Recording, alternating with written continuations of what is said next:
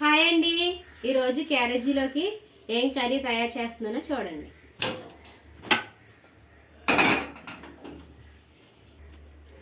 నూనె అయితే పోసేసుకున్నా, స్టవ్ అయితే వెలిగించేసుకుని నూనె వేడెక్కింది. పచ్చిమిరపకాయలు అయితే వేసుకుంటున్నా.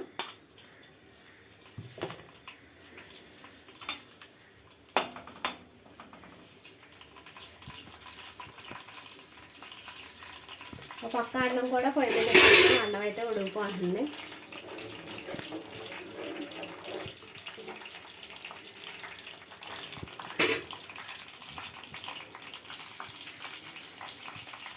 ఉల్లిపాయలు కూడా వేసుకుంటున్నా.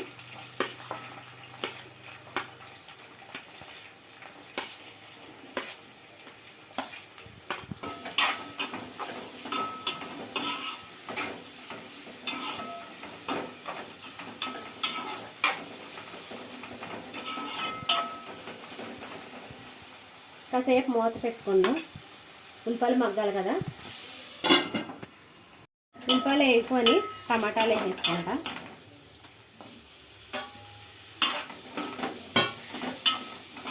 ఎందుకు ఏం కర్రీ అనుకుంటున్నారా? ఆకాకరకాయ ముందే ఉడకబెట్టేసుకుని పక్కన పెట్టేసుకున్నా. కాకరకాయలు వేసుకుంటున్నా.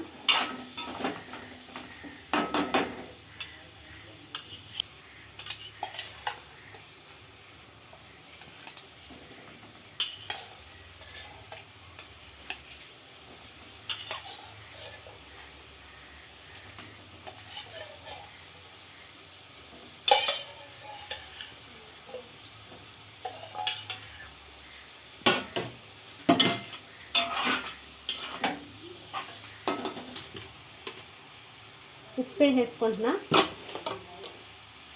అన్నం ఉడికిపోయింది. అన్నం కూడా వంచేసుకుంటా. కాసేపు మూత పెట్టుకుంటా.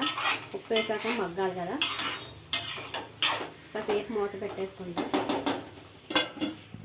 కాకరకాయలు కూడా మగ్గిపోయి పసుపు వేసేసుకుంటున్నా. కారం కూడా వేసేసుకుంటున్నా. కారం, పసుపు, ఉప్పు వేసేసుకున్నాం కండి. కొంచెం దగ్గరగా ఉడకనెత్తాక నీళ్ళు అయితే వేసుకుంటున్నా.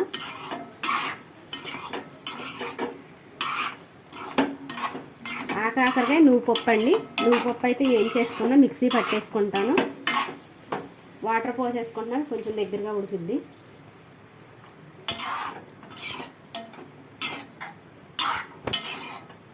మూత పెట్టేసుకుంటున్నా దగ్గరగా ఉడకనెత్తా. కాకరకాయ కూర అయితే దగ్గరకు ఉడికిపోయిందండి. నువ్వు పప్పు వేసేసుకుంటా.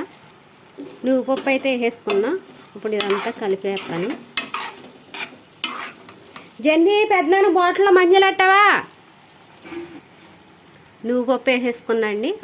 ఒక్క 5 నిమిషాలు మూత పెట్టుకుందాం.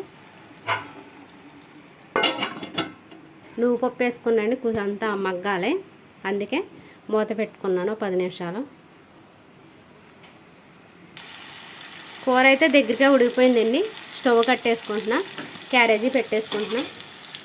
పిల్లలకైతే జల్లేసేసుకున్నా. ఆయనకు కూడా క్యారేజీ పెట్టేస్తే నాకైతే పని అయిపోద్ది. దీపు జాగ్రత్త. అక్కడ మంచినీళ్ళు ఉంటాలేదా?